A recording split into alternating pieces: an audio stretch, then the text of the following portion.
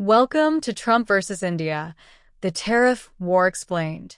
In 2025, a bold move by Donald Trump shook global trade. Suddenly, India, one of America's closest partners, was facing massive tariffs. Why did this happen?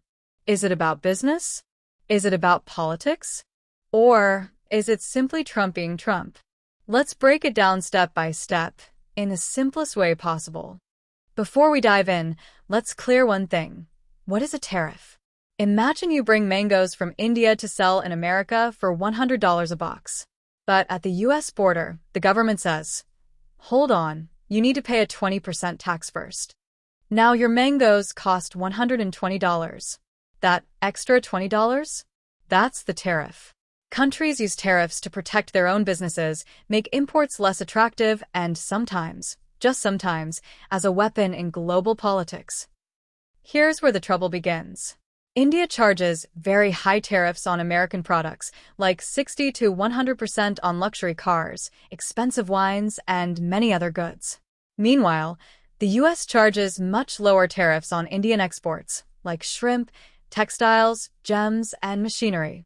That means Indian goods look cheaper in America, while American goods look expensive in India. Trump looked at this and said, totally unfair. America is losing. So Trump came up with the idea of reciprocal tariffs. The rule is simple. If you charge us 30%, we'll charge you 30%. If you charge 100%, we'll charge 100%. It sounds fair on the surface, right? Equal rules for both sides. But here's the twist. India sells far more goods to the U.S. than the U.S. sells to India. So equal tariffs don't feel so equal. But the fight didn't stop there. India has been buying a lot of cheap oil from Russia, especially after the Ukraine war.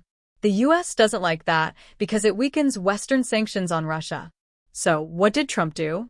He turned up the heat, slapping extra tariffs, up to 50% more on many Indian goods. This wasn't just about fair trade anymore. It was a message. Don't mess with us, or your economy pays the price. Of course, India didn't just stay quiet. Leaders immediately hit back with strong words. They called the U.S. tariffs unfair, unjustified, and unreasonable. India argued, look, we have 1.4 billion people to take care of.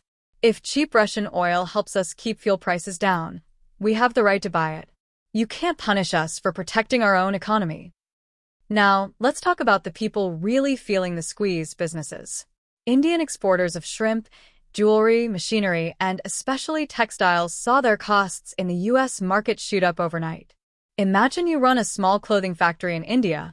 Yesterday, your shirt sold for $20 in America. Today, after tariffs, the price is $30. Suddenly, American buyers think twice before ordering from you. For thousands of businesses, this tariff war wasn't just politics, it was survival. And the ripple effect on India's economy? Big. Economists predict that these tariffs could shave off up to 0.5% of India's GDP. Doesn't sound like much? For a $3.5 trillion economy, that's billions of dollars. The rupee weakened against the dollar. Exporters lost global competitiveness. Investors started worrying. What if trade relations with the U.S., India's biggest export market, collapse? It was a storm cloud hanging over India's growth story. But here's the bigger picture. This tariff war isn't just about trade, it's about geopolitics. The U.S. and India have been close allies in the Quad alliance with Japan and Australia, aimed at balancing China's rise. But with these tariffs, India started warming up more to Russia and even leaning slightly toward China. That's a big deal because if India shifts sides, the balance of power in Asia, and maybe the whole world, changes. So here we are. Trump says, I'm fighting for fair trade. India says, this is unfair pressure. Both sides believe they're right. So what do you think? Is Trump right to demand equal tariffs? Or is India right to protect its economy and energy needs? Tell me your thoughts in the comments. And if you enjoyed this breakdown, don't forget to hit like, subscribe, Wonder to Ponder, and share this video with friends who love global politics explained simply.